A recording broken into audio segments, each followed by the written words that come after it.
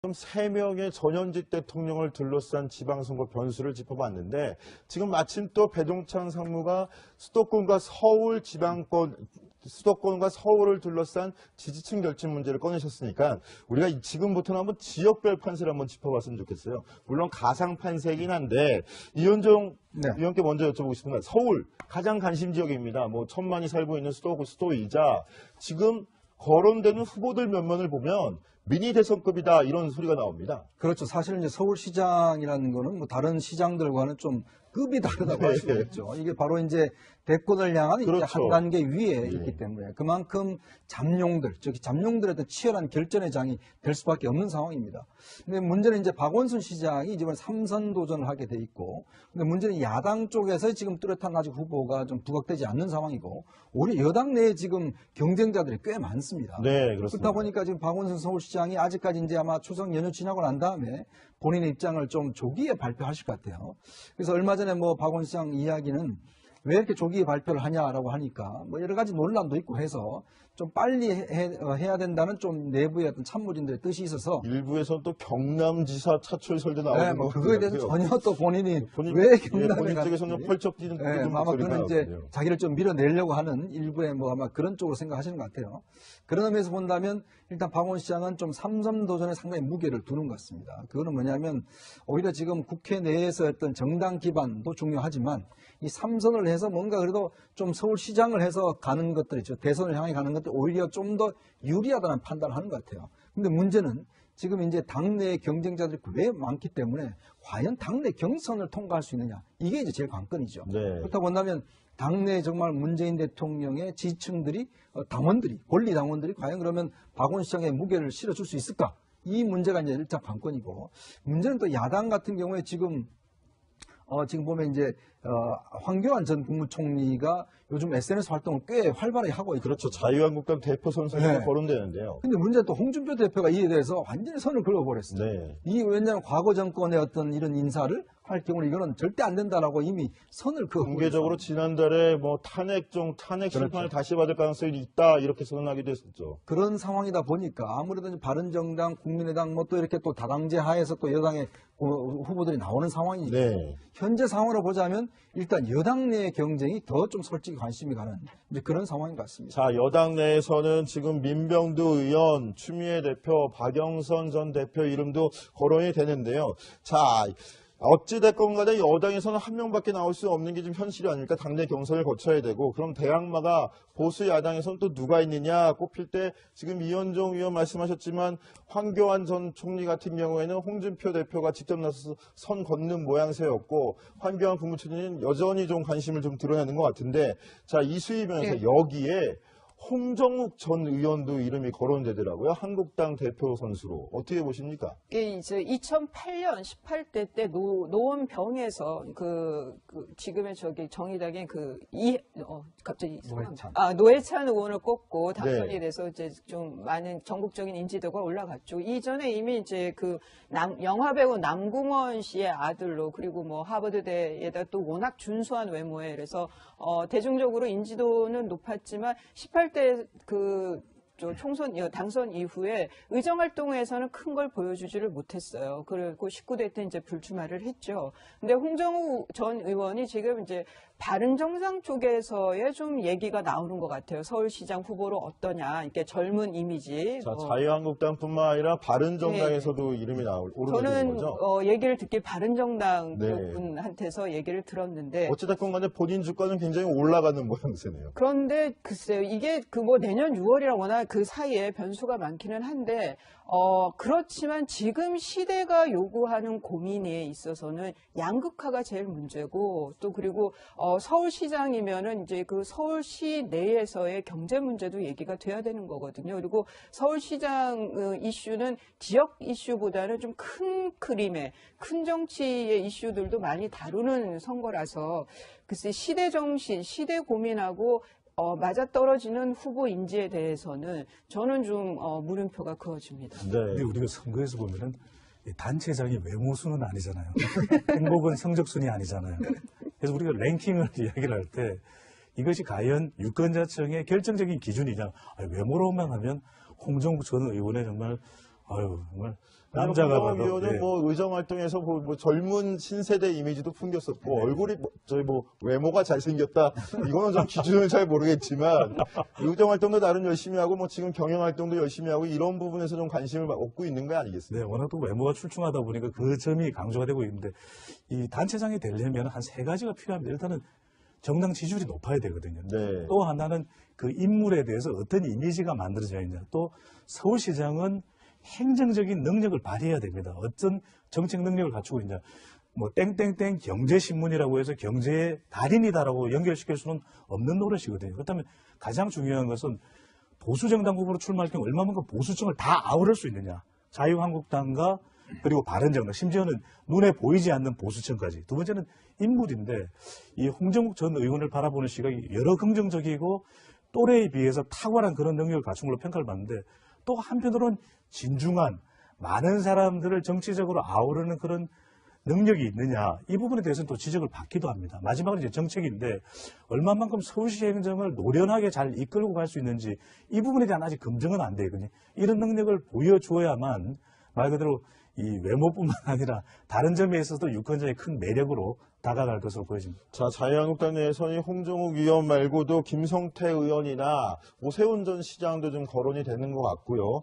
자, 그런데 지금 배종찬 상무께서 서울시장이 되기 위한 요건들 세 가지를 말씀해 주셨는데 최진봉 교수께 한번 여쭤보겠어요.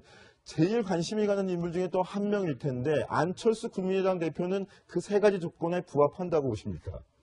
제가 안철수 대표를 어떻게 평가해야 될지 고민인데, 근데 이런 건 있는 것 같아요. 안철수 대표 같은 경우에는 국민의당에서 서울시장으로 나가라고 이렇게 제가 볼 때는 강력하게 요구할 가능성이 있다고 봐요. 지금 국민의당 입장에서는 호남을 기반으로 두고서 정당이 창당이 됐는데, 정당이 운영이 되고 있는데, 호남에서도 지금 이길 확률이 상당히 낮은 상황이에요. 지금 상황으로만 보면 말씀을 드리는 거예요. 네. 물론 나중에 어떻게 바뀔지 모르겠지만, 그렇다고 하면 뭔가 상징적으로도 안철수 대표가 서울시장에 출마하는 것이 국민의당 입장에서는 지방선거에 뭔가 바람을 일으키기도 하고 또 어떤 서울시장이라는 상징적인 것 때문에 만약에 전남이나 광주에서 패배하더라도 서울시장을 건졌다는 것으로 국민의당의 존재감을 더 드러낼 수 있는 요소가 될 수 있거든요. 물론 이제 전남의 박지원 지금 전 대표가 나간다고 하는 소리도 나오고 있는 상황이지만 양쪽에서 만약에 두 사람이 무게감, 중량감 있는 두 사람이 나가서 만약에 유의미한 성과를 거둬낸다고 하면 국민의당의 존재감이 더 드러날 수 있고요. 지지층을 더 모을 수 있는 기회는 될 수 있다고 저는 볼 수 있어요. 그래서 제가 볼 때는 국민의당 입장에서 안철수 대표를 적극적으로 나가도록 요구할 가능성이 있고 안철수 대표 입장에서도 나가려는 의지가 일정 부분 저는 있다고 봅니다. 한 50% 정도 있다고 생각이 되는데 왜냐하면 승부수를 던지지 않고서는 지금 낮은 지지율을 반전시킬 수 있는 기회가 없는 상황이에요. 그러니까 지방선거에서 안철수 대표 외에 다른 사람이 국민의당을 대표해서 나가는 게 상당히 어려운 상황이고 그렇게 해서 승리할 가능성이 낮은 상황이기 때문에 이제 최후의 경우에는 안철수 대표가 직접 나서는 그런 모양새로 가서 국민의당의 지지층을 결집시키고 다시 한번 새로운 바람을 일으키는 시도를 할 가능성이 있다고 보여집니다. 제가 오늘 선거라서 좀 말이 많아진 점 예. 죄송한데 이 선거라는 것이 여론조사로 여론의 관점에서 계속 분석을 해보면 이겨야 되죠, 선거는. 그런데 선거라는 게 그렇습니다. 이기면 좋지만 저도 남는 선거가 있습니다. 저도 남지 않는 선거는 하지 말아야 되는 것이거든요. 네. 그런데 당 대표이기도 하고 또 국민의당은 위기 국면이거든요. 역대 우리가 대통령 선거나 다른 선거를 보더라도 노무현 전 대통령 여러 선거에서 패했습니다. 그럼에도 불구하고 결과적으로는 대통령 자리에 올랐거든요. 그 지는 선거를 통해서 본인의 정치적 자산을 축적한 것이고 그는 희생이 뒤따랐던 것입니다. 지난 2012년 대통령 선거에서도 문재인 후보가 패했지만 그 이후에 여러 가지 변신을 통해서 변화를 통해서 또 대통령 자리에 올랐거든요. 그것은 지는 선거를 통해서 남는 것이 있다라는 것입니다. 그러니까 안철수 대표도 무엇이 가장 중요하냐면 이기고 지는 것이 아니라 졌을 때 어떤 정치적 자산을 국민의당을 향해서 또 중도층을 향해서 줄 수 있는가인데 적어도 내년 지방선거는 그 다음에 국회의원 선거, 그 다음에 대통령 선거를 앞두고 정치적 자산이 확보되는 시점이거든요. 그렇다면 당이 여러 가지 위기 국면에서 출마에 대한 요구가 왔을 때 외면하기는 참 어려울 것으로 보여집니다. 자, 안철수 대표가 관심인 것 같습니다. 지금 이수희 변호사도 좀 발언 기회를 요구하셨는데 말씀하시죠. 저는 안철수 대표가 이제 그 국민의당을 위해서는 출마를 해야 된다고 보고 저는 출마할 가능성이 더 높다고 보는데 출마 예, 꼭 하셔야 되겠네요. 예, 안철수 대표가 출마했을 때 저는 영향이 그 본선에서의 당선보다도 외려 박원순 시장이 지금 뭐 출사표를 이미 던진 상황에서 그 민주당의 당내 경선에 끼칠 영향이 시장이 더 재밌습니다. 저 흥미롭습니다. 그러니까 아름다운 양보를 통해 가지고 그 지금 기억하실 거예요. 그 수염 뭐 이렇게 있는 그 모습으로 왔던 박원순 그 당시는 후보였죠.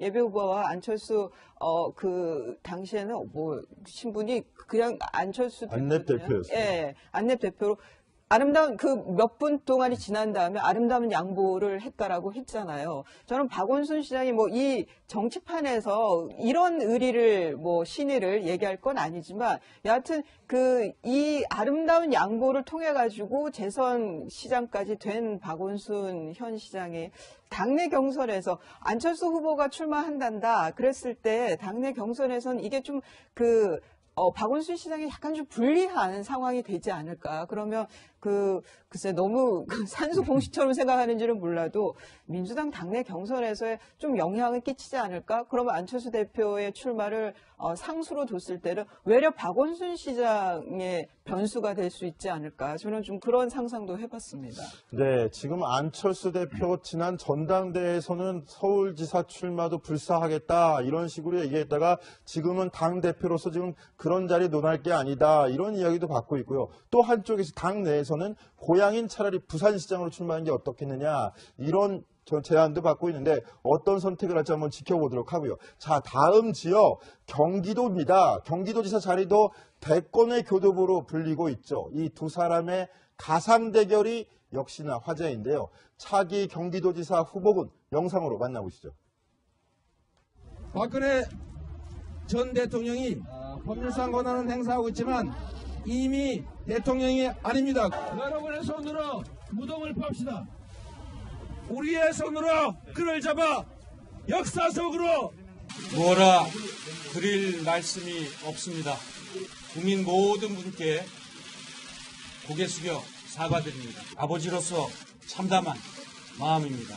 가슴이 아픕니다. 많은 분께 심려 끼쳐 드린 점 다시 한번 깊이 사과드립니다.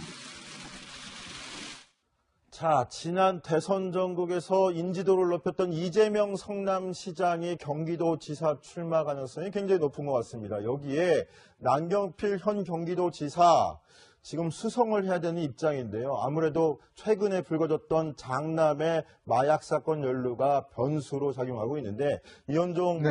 의원 보시기에는 이 두 사람의 빅매치 이루어질 것이라고 보십니까? 뭐 그럴 가능성이 높죠. 근데 경기도를 우리가 보면 굉장히 성격이 좀 다른 어떤 지역이 이제 함께 모여 있는 네, 그런 것 그렇죠. 같습니다. 여러 지역 출신들이 그렇죠. 모여 있고요. 경기 남부와 북부의 그렇죠. 여론도 다르고 또 그동안 경기도지사의 그 결과를 보면 대부분 또 보수 쪽에 있는 분들이 많이 당선이 됐어요. 예, 저희가 한번 따져봤는데 지난 16년간 그렇죠. 보수 정당 출신 경기지사가 다 됐고 네. 그 이전에 임창열 경기지사 같은 경우에만 진보 정당 네, 출신이죠. 그때는 뭐 DJP 연대를 해서 네, 맞습니다. 된 그런 상황이기 때문에 또 경기도지사 같은 경우는 어떻게 보면 정치적으로 보면 사실은 이제 대권 국면에서 계속 네. 이제 좀 주저앉았던 그런 측면도 있습니다. 음. 그만큼 지역이 넓고 또 다양한 색깔의 어떤 그 지역들이 지금 기초단체가 이제 모여 있다 보니까 우리가 섣불리 좀 예상할 수는 없는 것 같아요. 지금 보면 이재명 시장 같은 경우는 이제 성남시장으로서 사실 경기도 내에서는 굉장히 큰 어떤 기초단체인데 지난 대선의 어떤 인기를 근거로 해서 이제 나서고 있는 국면이고 남경필 지금 현 지사 같은 경우는 물론 개인적인 여러 가지 문제는 있지만 또 나름대로 그동안의 그 경기도정을 통해서 협치라는 그런 구조를 만들어냈지 네, 않습니까? 그렇습니다. 그래서 어떤 면에서 보면 좀 정치적으로 상당히 평가를 받고 있는 그런 국면입니다. 뭐 개인적인 어떤 여러 가지 악재들은 있겠지만 그래서 어떤 면에서 보면 지금 경기도지사 같은 경우는 그렇게 쉽지만 않을 것이다. 즉 여당 입장에서 보자면 네. 이재명 지사가 지금 뭐 지난번 대선 국면에서의 어떤 그런 인기를 토대로 해서 나서는 그런 국면인데 그렇게 간단치만 않을 것이 저는 보여집니다. 왜냐하면 아까도 말씀하셨듯이 현직 지사의 프리미엄은 이거 무시할 수가 없습니다. 그렇군요. 솔직히 인지도 면에서요. 일단 이게 한 사람하고 안 한 사람하고는 굉장히 큰 차이가 있고 또 예를 들어서 경기도 같은 경우는 상당히 보수 심리가 작동할 수 있는 가능성도 충분히 있거든요. 네, 그런 그래서 근거도 경기 최근에 남부- 보여드렸고요. 네. 그러면서 볼 때는 일단 지금 더불어민주당 내에서는 일단 여러 가지 또 지금 전해철 의원이라든지 또 여러 가지 또 이재명 지사와 함께 좀 경선 후보들이 꽤 있어요. 네. 근데 그런 어떤 당내 경선도 일단 문제고 그다음에 문제는 또 자유한국당의 후보가 문제겠죠. 아무래도 지금 남경필 지사 제일 약점은 일단 바른정당 후보라는 게 제일 약점이지 않습니까? 네. 그러니까 이런 국면에서 자유한국당과의 어떤 뭐 연대라든지 이런 게 성사가 좀 되는 게 저는 제일 급선무일 것 같아요. 예. 그렇게 되지 않으면 만약에 이렇게 구도로 가버린다면 사실은 뭐 여당한테 좀 유리한 국면이 될 수밖에 없고 보수 야당이 어쨌든 간에 경기도에서는 일단 남경필 지사가 가능하려면 단일화 정도는 해야 될 겁니다. 네, 단일화가 필요한 시점이다. 남경필 지사한테는 이렇게 뭐 조언도 나오고 있고. 자, 이재명 성남시장 민주당 문제를 좀 짚어보고 싶은데요. 최진보 교수. 지금 조금 전에 말씀하셨지만 민주당 내의 경제당들도 만만치 않다. 이재명 성남시장이 대선에서 인지도를 올렸지만 좀 전에 말씀하셨던 전해철 의원 같은 경우에는 또 대표 친노 친문 그룹의 대표 주자거든요. 그렇죠. 또 최재성 전 의원 같은 경우도 출마를 가는질한다고 그러고 양기대 광명시장 같은 경우에도 지금 광명 동굴하고 KTX 역세권 개발 문제로 성과를 갖고 지금 경기도지사 출마하겠다 이렇게 선언을 한 입장입니다. 그렇죠. 이런 형국에서 누가 좀 유리할 거라고 보십니까? 여당 내에서. 여당 내에서는 물론 이제 조직적으로 보면 전해철 의원이 유리한 측면이 있죠. 그럼에도 불구하고 대중적인 부분이 이제 이재명 시장이 유리한 상황 아니겠습니까? 지난번에 대선 후보로 나오면서 예비 후보로 나오면서 여러 가지 인지도를 높인 부분도 있고 또 튀는 발언을 통해서 젊은 층들에게 영향을 많이 미치고 젊은 층들이 좋아하는 그런 정치인이 돼버렸기 때문에 그 부분이 일정 부분 영향을 미칠 가능성이 있어요. 그러니까 당내 경선을 하더라도 어쨌든 여론조사나 여론이 미치는 영향을 볼 수밖에 없는 거 아니겠습니까? 조직적으로는 전해철 의원이 유리하다 할지라도 결국은 당선 가능성이 누가 높으냐가 결국 조사의 대상이 될 수밖에 없는 것이고 판단의 대상이 될 수밖에 없는 것이기 때문에 지금 이제 남경필 현 지사 같은 경우에는 다시 출마할 가능성이 거의 뭐 90% 이상인 상황이기 때문에 남경필 현 지사의 대항마로서 치를 수 있는 선거를 치를 수 있는 인물이 누구냐 하는 부분이 더 중요하게 작용할 가능성이 있다고 보여집니다. 그건 결국 여론의 향방이 누구를 지지하고 있느냐가 중요한 영향을 미칠 수밖에 없는 거거든요.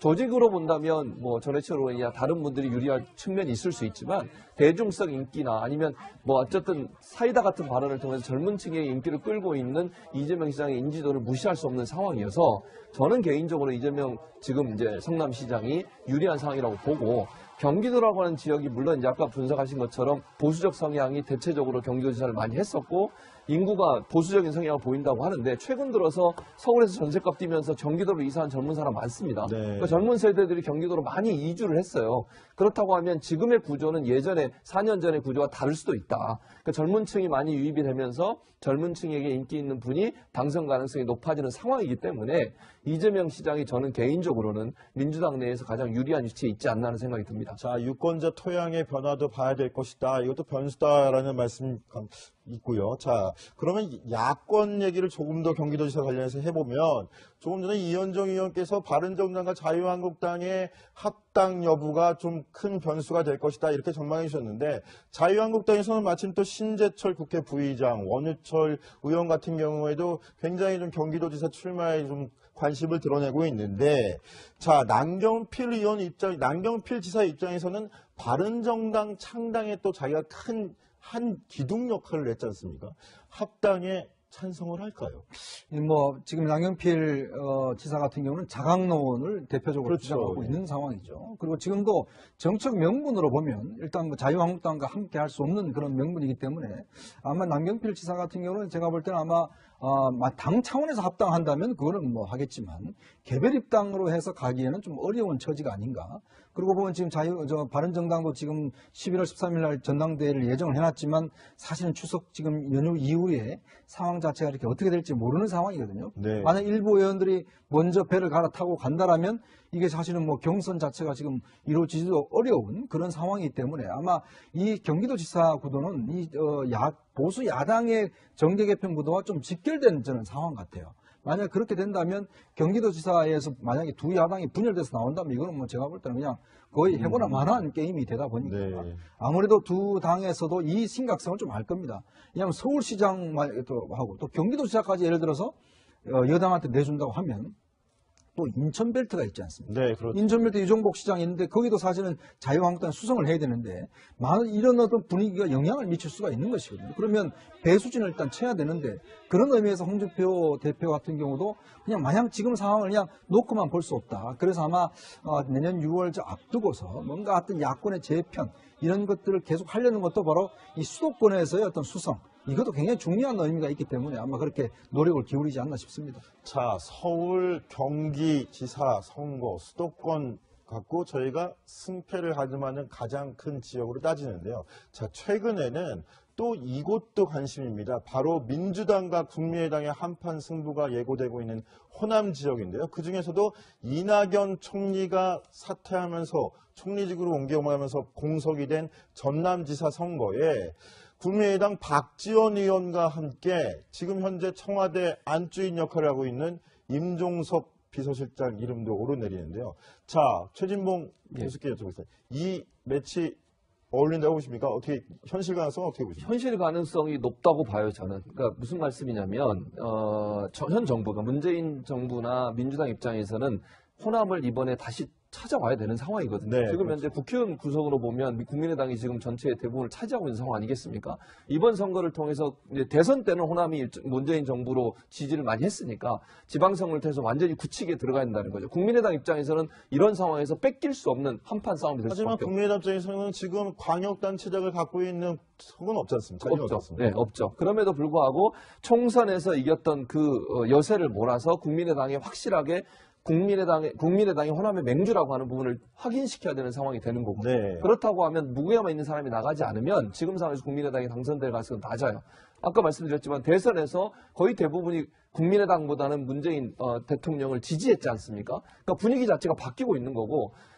이번 이제 추석 민심도 보면 대체적으로 문재인 대통령이 잘하고 있다라고 하는 여론이 훨씬 호남 지역에 높습니다. 그런 상황이라고 하면은 국민의당 입장에서는 수성을 위해서 무게감 있는 사람이 나가야 되니까 지금 현재는 박지원 전 대표 이상으로 무게감 있는 사람이 없는 상황이에요. 국민의당에서는. 그러니까 그 전남지사로 나설 가능성이 있다고 보고요. 그건 당 입장에서 아까 말씀드린 안철수 대표가 서울시장으로 나가고 박지원 전 대표가 전남지사로 나가서 돌풍을 일으키려고 하는 시도를 할 가능성이 있고 민주당 입장에서는 새로운 바람을 일으켜서 전남이나 광주 지역 또는 호남 전북 지역까지도 민주당 세력으로 다시 바꾸려는 지방자치단체장을 그대로 바꾸려고 하는 시도를 할 가능성이 있다. 물론 지금 광주시장 윤장희 시장이지만 당장은 바꾸지 않았지만 안철수 대표계로 분류되는 사람 아니겠습니까? 그런 상황이라고 하면 확실히 민주당의 색깔을 가지고 있는 사람을 호남 지역의 지방자치단체나 광역 단체장으로 심는 것이 결국 민주당이 호남을 다시 더들러 올 수 있는 그런 어떤 교두보를 마련할 수 있기 때문에 제가 볼 때는 두 사람의 빅매치가 일어날 가능성 상당히 높다고 봅니다. 특히 민주당 내부에서 임종석 비서실장 차출설이 계속 나오는데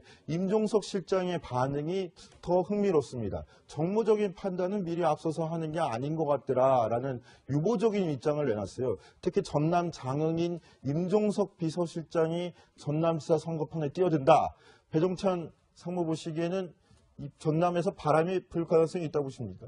선거에 이런 격언이 있거든요. 빌미를 만들지 말아야 된다. 근데 임종석 전 의원이 비서실장이에요. 네, 그런데 그렇죠. 내년에 지금 현재 예상입니다. 상당히 유리한 국면으로 예상되고 있는 것이 집권 여당인데 굳이 비서실장을 내보내서 정권에 대한 여러 가지 평가를 받도록 하는 것이 과연 대통령에게 유리할 것인가. 그러니까 당선되더라도 득표율까지 따지게 될 가능성도 상당히 높아지게 되고요. 또 선거 과정에서 문재인 대통령이 서운했던 것을 서슴없이 임종석 내년 지방선거에 출마한다면 후보에게 이야기를 하게 되거든요. 이렇게 되면 상당히 대통령으로서는 곤혹스러워집니다. 저는 이런 상황을 선택할 가능성이 높지 않아 보이고요. 그렇지 않아도 이낙연 총리가 또 전남에 대해서 후광 효과를 가지고 있는데 영향력을 가지고 있는데 지지율도 높은 데다가 대통령 지지율까지 높은데 웬만한 후보면 나가서 상당히 유리할 수가 있거든요. 그리고 이 박지원 전 대표의 경우에도 사실상 정치 생명을 거는 것입니다. 이 박지원 전 대표 많은 사람들이 알고 있고 정치적인 이 영향력도 있고 능력도 있고 또 뭐 정치 9단 심지어는 10단 이런 평가를 받는데 그런데 현실 정책하면 다릅니다. 지방의 유권자들이 볼 때는 목포를 중심으로 한 서부 전남에서는 상당한 영향력이 있지만 여수, 순천, 곡성으로 가면은 달라지는 것이고 심지어는 곡성에 가면 못이 중한디 이런 이야기가 또 나오거든요. 국민의당이 못이 중한디 이런 이야기가 나와버리면 박지원 전 대표로서는 정치 생명을 살을 거는 선거에서 상당히 수세에 몰릴 가능성을 배제할 수가 없습니다. 네. 광양 지역도요. 그렇게 되면은 인구가 상당히 많은 순천, 여수, 광양 벨트거든요.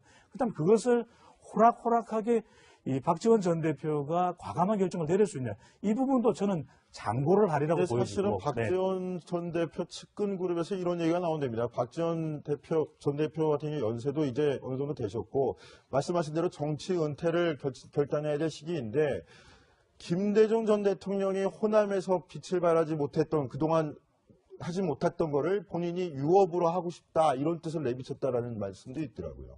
그렇죠. 측근들은 온갖 이야기를 다 합니다. 중요한 것은 이제 본인의 결정이 중요한 것이고요. 측근들은 그렇게 됐을 때 또 전남지사 박지원으로부터 관계성을 여러 가지 맺을 수 있는 본인이 얻을 수 있는 이득 때문에 정치적인 계산 때문에 그런 이야기 하는지 모르겠지만 대부분 정치적 건물들은 안정적인 마무리를 선택하기 마련이거든요. 이건 사실 도전일 수가 있는 것이죠. 네. 전남지사 그런 면에서 저는 뭐 선택이야 할 수도 있겠지만 정치적인 또 여론의 관점에서 볼 때는 장고를 하리라고 보여집니다. 두 사람 모두 임종석, 박지원 예비 후보군 모두 장고할 가능성이 높다. 이나 오세훈 전 시장도 좀 거론이 되는 것 같고요. 자, 그런데 지금 배종찬 상무께서 서울시장이 되기 위한 요건들 3가지를 말씀해 주셨는데 최진봉 교수께 한번 여쭤보겠어요. 네. 제일 관심이 가는 인물 중에 또 한 명일 텐데 안철수 국민의당 대표는 그 3가지 조건에 부합한다고 보십니까? 제가 안철수 대표를 어떻게 평가해야 될지 고민인데, 근데 이런 건 있는 것 같아요. 안철수 대표 같은 경우에는 국민의당에서 서울시장으로 나가라고 이렇게 제가 볼 때는 강력하게 요구할 가능성이 있다고 봐요. 지금 국민의당 입장에서는 호남을 기반으로 두고서 정당이 창당이 됐는데, 정당이 운영이 되고 있는데, 호남에서도 지금 이길 확률이 상당히 낮은 상황이에요. 지금 상황으로만 보면 말씀을 드리는 거예요. 네. 물론 나중에 어떻게 바뀔지 모르겠지만, 그렇다고 하면 뭔가 상징적으로도 안철수 대표가 서울시장에 출마하는 것이 국민의당 입장에서는 지방선거에 뭔가 바람을 일으키기도 하고 또 어떤 서울시장이라고 하는 상징적인 것 때문에 만약에 전남이나 광주에서 패배하더라도 서울시장을 건졌다는 것으로 국민의당의 존재감을 더 드러낼 수 있는 요소가 될 수 있거든요. 물론 이제 전남의 박지원 지금 전 대표가 나간다고 하는 소리도 나오고 있는 상황이지만 양쪽에서 만약에 두 사람이 무게감, 중량감 있는 두 사람이 나가서 만약에 유의미한 성과를 거둬낸다고 하면 국민의당의 존재감이 더 드러날 수 있고요. 지지층을 더 모을 수 있는 기회는 될 수 있다고 저는 볼 수 있어요. 그래서 제가 볼 때는 국민의당 입장에서 안철수 대표를 적극적으로 나가도록 요구할 가능성이 있고 안철수 대표 입장에서도 나가려는 의지가 일정 부분 저는 있다고 봅니다. 한 50% 정도 있다고 생각이 되는데 왜냐하면 승부수를 던지지 않고서는 지금 낮은 지지 3선을 해서 뭔가 그래도 좀 서울시장을 해서 가는 것들 있죠. 대선을 향해 가는 것들 오히려 좀 더 유리하다는 판단을 하는 것 같아요. 근데 문제는 지금 이제 당내 경쟁자들이 왜 많기 때문에 과연 당내 경선을 통과할 수 있느냐. 이게 이제 제일 관건이죠. 네. 그렇다고 한다면 당내 정말 문재인 대통령의 지지층들이 당원들이 권리 당원들이 과연 그러면 박원 시장의 무게를 실어줄 수 있을까? 이 문제가 이제 일단 관건이고 문제는 또 야당 같은 경우에 지금 보면 이제 황교안 전 국무총리가 요즘 SNS 활동을 꽤 활발하게 하고 있죠. 그렇죠. 자유한국당 대표 선수가 네. 거론되는데요. 근데 문제는 또 홍준표 대표가 이에 대해서 완전히 선을 그어버렸어요. 네. 이 왜냐하면 과거 정권의 어떤 이런 인사를 할 경우는 이거는 절대 안 된다라고 이미 선을 그어버렸어요. 공개적으로 지난달에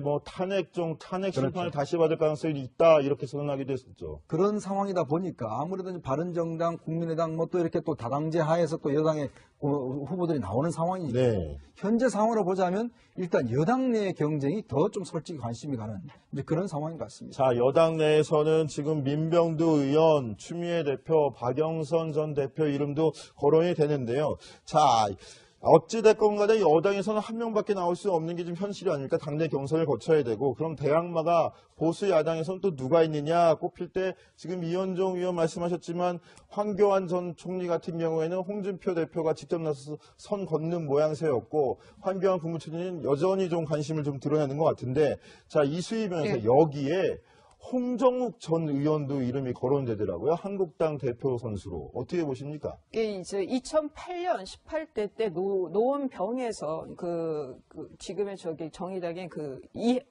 갑자기 노회찬 의원을 꼽고 당선이 네. 돼서 이제 좀 많은 전국적인 인지도가 올라갔죠. 이전에 이미 이제 영화배우 남궁원 씨의 아들로 그리고 하버드대에다 또 워낙 준수한 외모에 그래서 대중적으로 인지도는 높았지만 18대 당선 이후에 의정활동에서는 큰 걸 보여주지를 못했어요. 그리고 19대 때 이제 불출마를 했죠.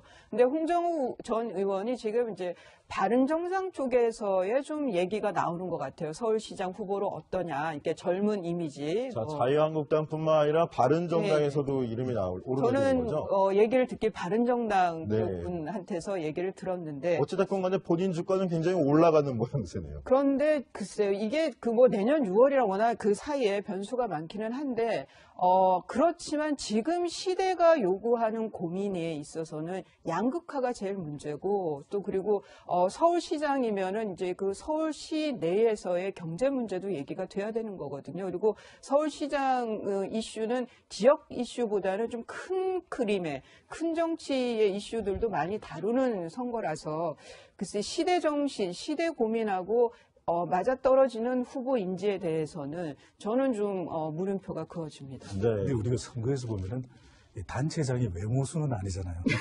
지금 3명의 전현직 대통령을 둘러싼 지방선거 변수를 짚어봤는데 지금 마침 또 배동찬 상무가 수도권과 서울을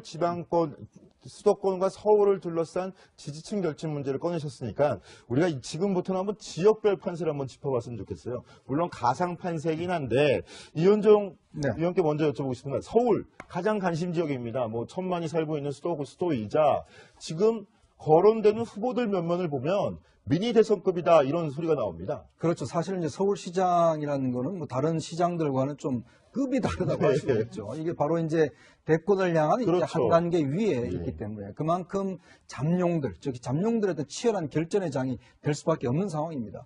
근데 문제는 이제 박원순 시장이 이번 3선 도전을 하게 돼 있고, 근데 문제는 야당 쪽에서 지금 뚜렷한 아직 후보가 좀 부각되지 않는 상황이고, 오히려 여당 내에 지금 경쟁자들이 꽤 많습니다. 네, 그렇습니다. 그렇다 보니까 지금 박원순 서울시장이 아직까지 이제 아마 추석 연휴 지나고 난 다음에 본인의 입장을 좀 조기에 발표하실 것 같아요.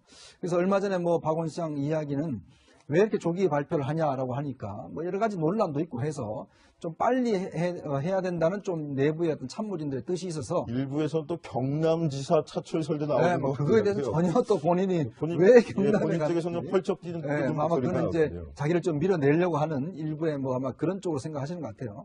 그런 의미에서 본다면 일단 박원 시장은 좀 3선 도전에 상당히 무게를 두는 것 같습니다. 그거는 뭐냐면 오히려 지금 국회 내에서 어떤 정당 기반도 중요하지만 행복은 성적순이 아니잖아요. 그래서 우리가 랭킹을 이야기를 할 때 이것이 과연 유권자층의 결정적인 기준이냐. 외모로만 하면 홍정욱 전 의원의 정말 남자가 홍정욱 봐도 의원은 뭐 의정활동에서 뭐 젊은 신세대 이미지도 풍겼었고 얼굴이 외모가 잘생겼다 이거는 좀 기준을 잘 모르겠지만 의정활동도 나름 열심히 하고 뭐 지금 경영활동도 열심히 하고 이런 부분에서 좀 관심을 얻고 있는 거 아니겠습니까? 네, 워낙 또 외모가 출중하다 보니까 그 점이 강조가 되고 있는데 이 단체장이 되려면 한 3가지가 필요합니다. 일단은 정당 지지율이 높아야 되거든요. 네. 또 하나는 그 인물에 대해서 어떤 이미지가 만들어져야 있냐. 또 서울시장은 행정적인 능력을 발휘해야 됩니다. 어떤 정책 능력을 갖추고 있냐.